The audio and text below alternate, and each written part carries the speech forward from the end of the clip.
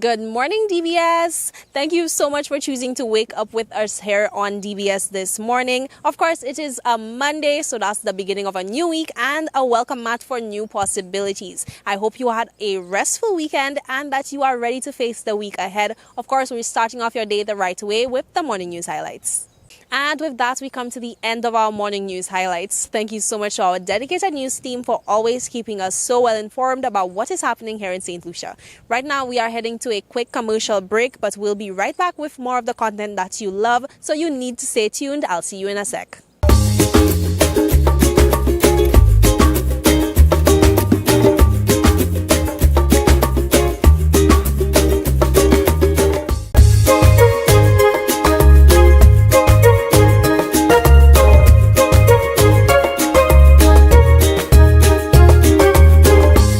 Welcome back, DBS. Today we are joined by Robert Huggins here at Turning Point. I mean, it's a name that may not be too familiar to some of you if you aren't accustomed to St. Lucia's mental health infrastructure, St. Lucia's medical infrastructure in general, but we will be educating you today. So thank you so much for tuning in. Mr. Huggins, how are you doing this morning? Doing very well. Thank you very much for having me. All right, so let's get straight into things. I mean, we're visiting the facility today to speak about the programs that you do offer. Maybe give St. Lucians a bit of a reminder about the services that are available, especially in this post-COVID climate. I mean, we're on the heels of a carnival, very stressful period for a lot of people. The carnival would have brought that release, but we also have to be conscious of our consumption around that time. Right, so it's so funny because just a moment ago on social media, I noticed this gentleman speaking about the experience in a carnival, not a carnival, a Caribbean birthday party for a 3-year-old. And when he was invited, they said they're stopping off at a liquor store to go. It's like, why are we stopping off at a liquor store for a child's birthday? And these are the things that are very pervasive within our culture, that even for a celebration for a child, there's alcohol involved. The parents tend to go off in a corner and drink. And the children observe this. They grow up and they get to recognize that as an adult, if I'm having fun, I need to get together. Basically, we need to have alcohol involved in order for there to be fun or celebration. And we grow up with this mentality that once we're gathered, once we're having fun, alcohol has to be involved. And the problem is that can lead to problematic use. It can lead to dangerous and harmful use. And many people suffer as a result later on. And we see that really expressed a lot of the time more acutely, I guess, in periods like Carnival or Christmas or other periods of great celebration. So what Turning Point is basically is an opportunity for people to sort of rediscover themselves, rediscover the power that they have within themselves to be able to combat that situation, to find the support that they need to be able to face it and say, well, look, this thing is causing me problems. I need to address it, and then we need to make a better life for myself, probably a life of sobriety. Okay. I feel like a lot of times there's a lot of stereotypes associated with alcoholism. So what is the definition of alcoholism? I mean, how do you know when you reach that point? Right, so we moved a little bit away from using terms like alcoholism. We tend to use, instead of alcohol use disorder, or generally you can just say a substance use disorder. But we follow the guidelines brought by the DSM-5, and basically it looks at things like, are you consumed with the thought or the action of using? Are you constantly recovering from use? Are you changing your friends or your behaviors in order to focus more on use and less? So let's say you play football more and whatnot, but nowadays you less in the football team, you more in a bar. Do you find yourself going or telling yourself that you're going to have one drink and find yourself having much more than you had planned to? So there's a number of factors, and it doesn't necessarily mean that if you answer yes to any of the things I just said that you have a problem. It just means that you may want to consider being assessed or evaluated, right? Because there are a number of other factors, but a professional therapist, psychiatrist, or even a doctor should be able to use the criteria to be able to come to a decision to see if you have, because we have on a spectrum from mild, moderate to severe substance use disorders. So based on the criteria that you meet, we can determine where you are. Okay, what are the demographics like we're seeing in St. Lucia? It's a difficult thing for me to answer really and truly. It's mostly men, let's put it that way. But we do recognize that there are a lot of women out there with an issue. But one of the weaknesses of Turning Point, one of the things we're trying to strengthen is that the program, in a sense, was designed, I guess, with men in mind. And it's one thing we're trying to do now to grow it and develop it so that it's more diverse in its offering, so that persons, of different sexes, even different age groups, etc., can have programs that are more catered towards them and their peculiar needs. So we do know that there are more women out there, but then those women don't necessarily come to us. The other difficulty, obviously, is that we have one facility. So if you want to put men and women in one facility, it's a challenge. Yes, we have separate rooms and whatnot for them, but still, a lot of substance users are victims of trauma. Whether that trauma caused them to turn to substance use or whether that trauma was as a result of the substance use, because substance use in itself can be traumatic. But for a lot of women in particular, that trauma comes from their interaction with other male substance users. And sometimes to have them here in the same area where, there may be other men and whatnot, it's difficult. So the ideal situation is, we want to have a separate female thing. But the fact of the matter is we do our best here to keep the two populations separate and to try to treat them separate. There are some joint sessions, but we try to, provide a program that suits their particular needs. Okay. I think widely in the media as well, international media, Hollywood, social media, we see a lot of sensationalizing of rehabilitation programs. People get scared when they think about them sometimes. They might identify, okay, maybe I have some concerns, I may have an issue, but I'm afraid to take this step. So what would somebody coming to Turning Point, admitting, I think I have an issue, I'd like to be assessed, what should they expect? Right. So there's this rumor. Is rumor correct word? I don't know. But they often say that when you come to Turning Point, we drain your blood, we clean it, we put it back. That's a thing that's been being said for quite a while, and it's completely inaccurate. The reality is, we think of our treatment is based on a biopsychosocial model. So we look at your biological, medical needs, we look at your psychological needs, we look at your social needs. We have a social worker on staff, we have nurses on staff, we have counselors, we have our RCAs who manage more or less your spiritual aspect through the AA and NA program. So we cover a wide gambit. Now, really and truly, what we try to do is empower people to get back to a position where they can feel they can take control of their drug use, right? So in a sense, Turning Point trying to create sort of a, for lack of a better word, sort of a retreat, a spa-like experience where spa might be a bit too much because, but the idea is we try to create a relaxed setting where people can find comfort and separation from that trauma they experience out there and have an opportunity to sort of just be able to say, look, I'm calm, I'm relaxed, let me take a moment to look inside and develop myself. So we create a micro community, right? And in that community, you learn your basic life skills and these things that help you to develop yourself. A lot of people in drug use, they discard of their responsibilities. They forget how to ask for help. They forget some basic things.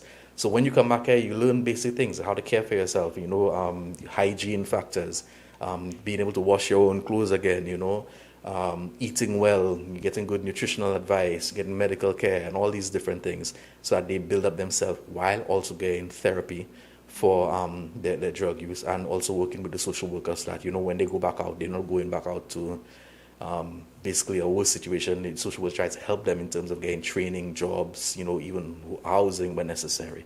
So we try to encompass a holistic sort of view that we give them and try to give them the help in every aspect that we can.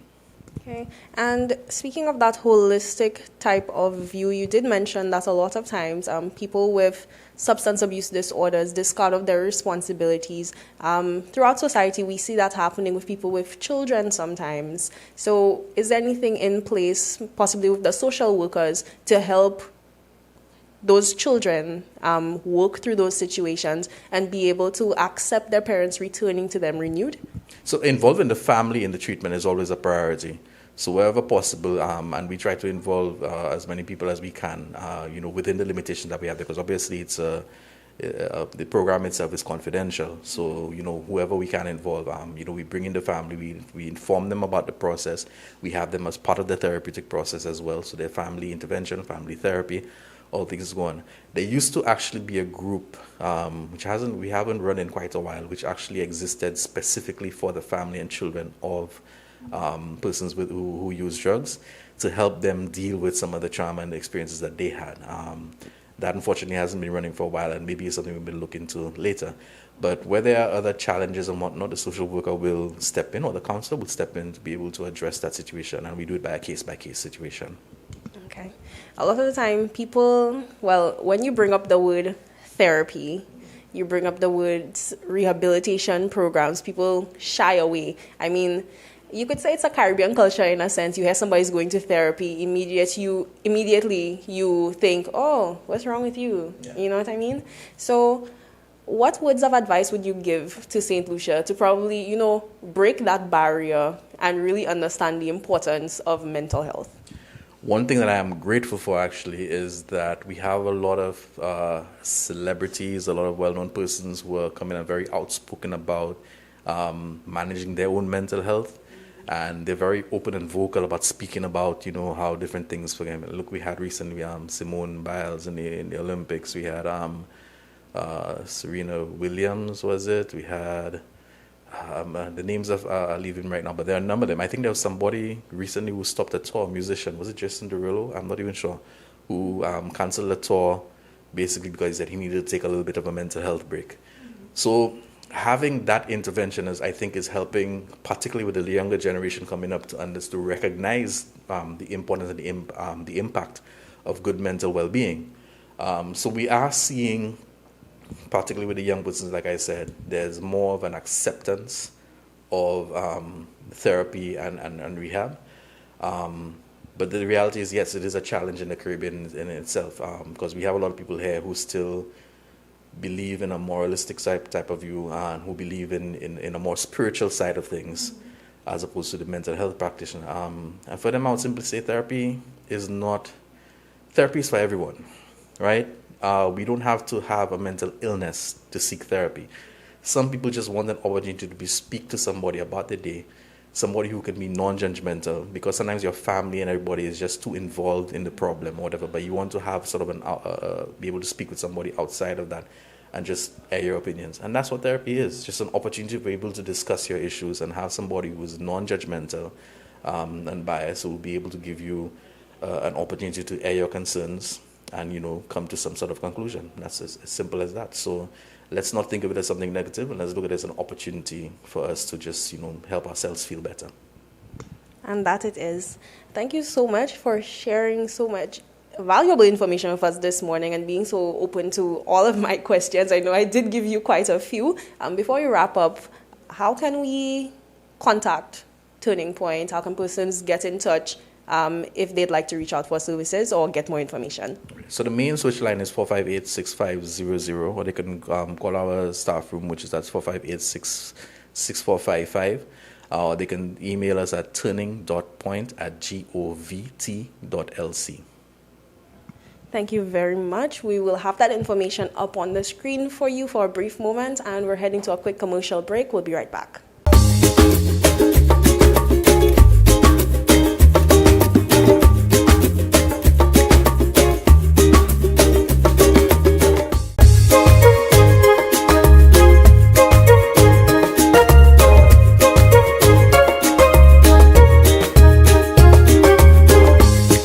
Welcome back, DBS. Now, for our regular viewers, you may already know what is going on, but for those of you who are new, this is Mona Lisa, and when she is on DBS this morning, it means that DBS has something bubbling, something hot, I'm sure, because it's summertime. Mona Lisa, how are you doing today?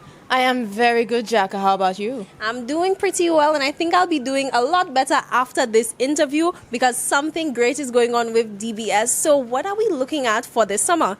Oh boy, so this summer, guys, it is all about watch and win, especially for the kiddies. Win a lot of prizes simply by watching our Mind Education program. All right, so the Our Mind Education program, what can the kids really expect while they're watching? Well, This show is more about feeding the mind. Yes, it is fun, and also educational, and it has a lot of messages. So, for those of us who are not even religious, like they put life into a perspective that you just need to listen and focus and just take it all in and learn a lot about life and its lessons. Okay, that sounds pretty nice. I mean, a good contrast from the content we see kids consume a lot of these days. You know, a nice break, they can learn something and they would be pursuing some really nice prizes as well.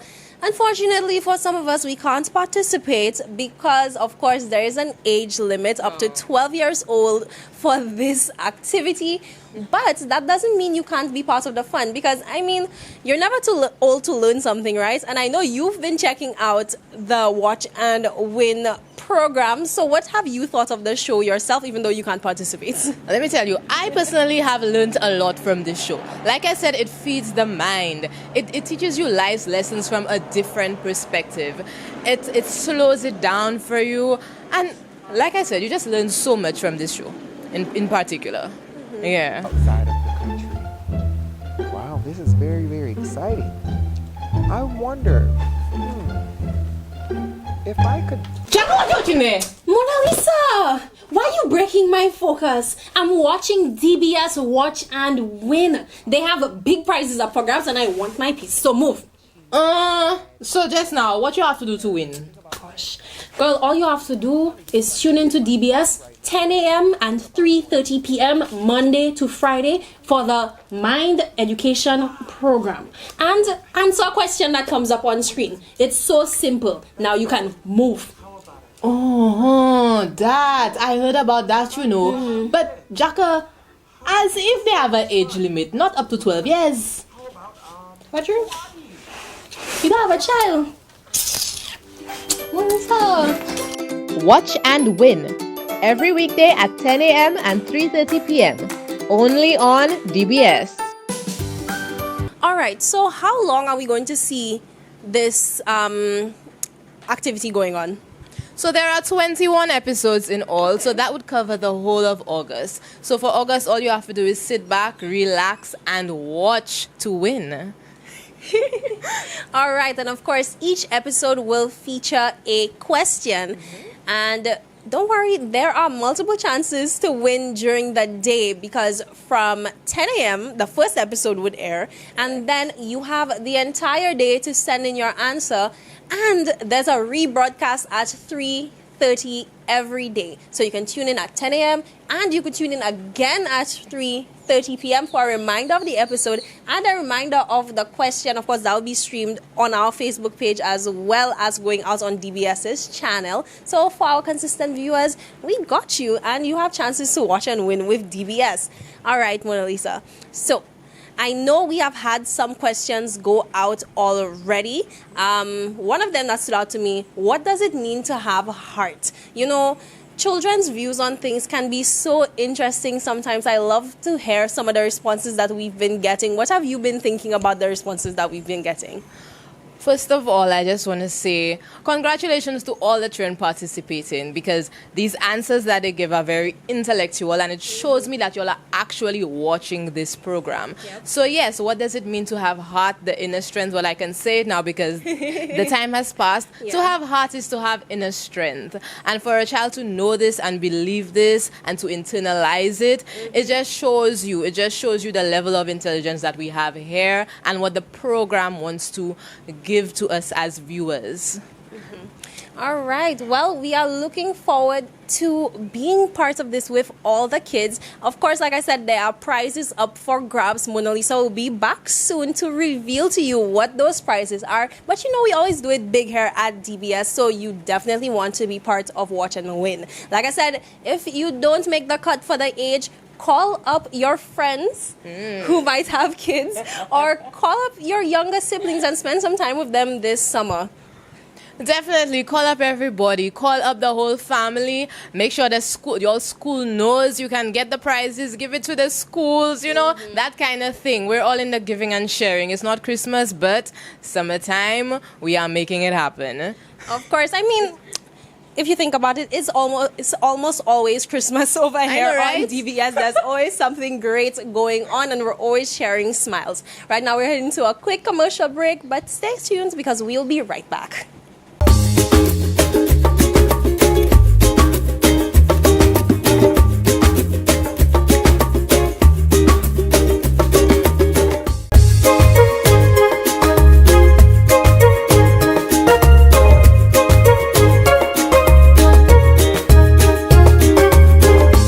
Good morning, everyone, and welcome to this morning's Soca Size session. Leading the wine, we have Suzanne, Maxine, and Shani.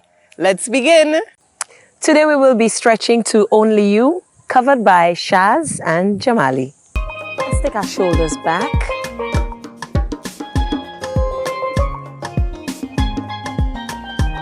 Let's take it forward. 4, 3, 2, and 1. Take a big inhale up. Exhale down. Right palm away from you. Just pulling your fingers towards you. Now let's take your right arm across to your left and look over your right shoulder. From here, right palm down the center of your back. Give a little tilt. Excellent. Release. This time, your left arm goes across.